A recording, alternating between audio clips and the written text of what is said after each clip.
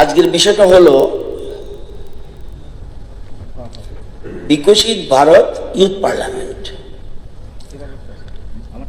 এবং সাবজেক্টটা দেওয়া হয়েছে খুব সম্ভব সেন্ট্রাল বাজেট 26-27।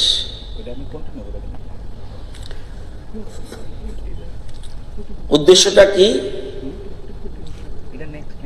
আমাদের দেশ স্বাধীন হয়েছে 1947, 2047-এ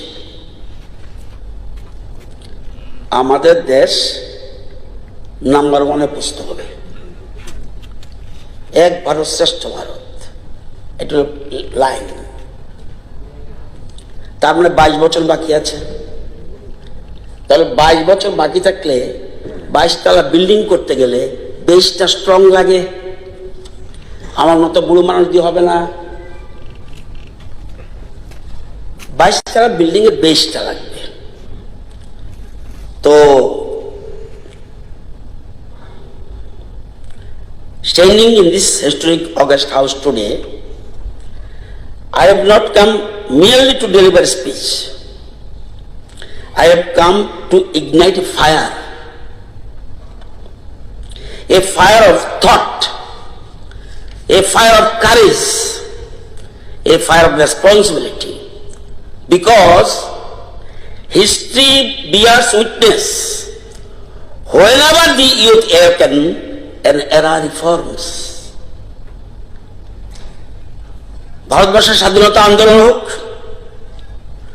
সমাজ সংস্কারের অধ্যায় হোক, প্রতিটি মহান অধ্যায়ের পিছনে ছিল তরুণদের অদম্য স্পৃহা। তারা বয়সে ছিল তরুণ, কিন্তু চিন্তা ছিল প্রাজ্ঞ। তারা শক্তিতে বলিয়ান ছিল, কিন্তু লক্ষ্য ছিল মানব মুক্তি। আজও সময় এসেছে নতুন এক জাগরণের। আমাদের সামনে শত্রু বিদেশি শক্তি ছাড়াও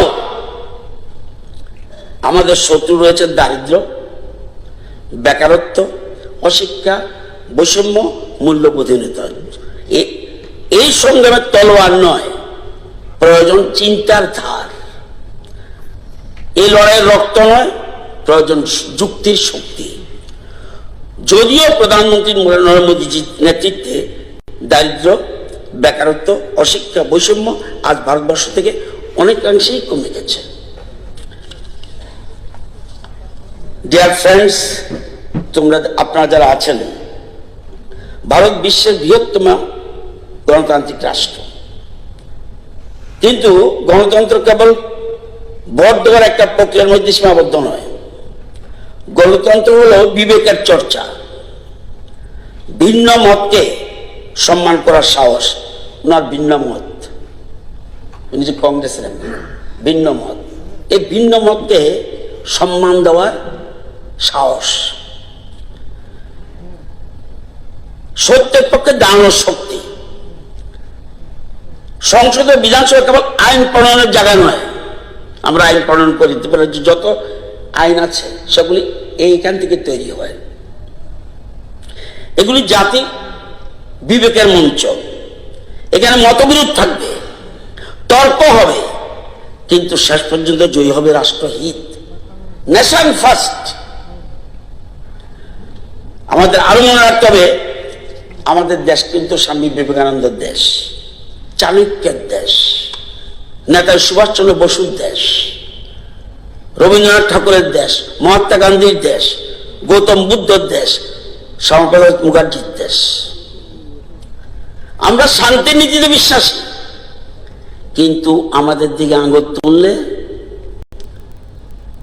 সেটার জবাব আমরা দিতে জানি।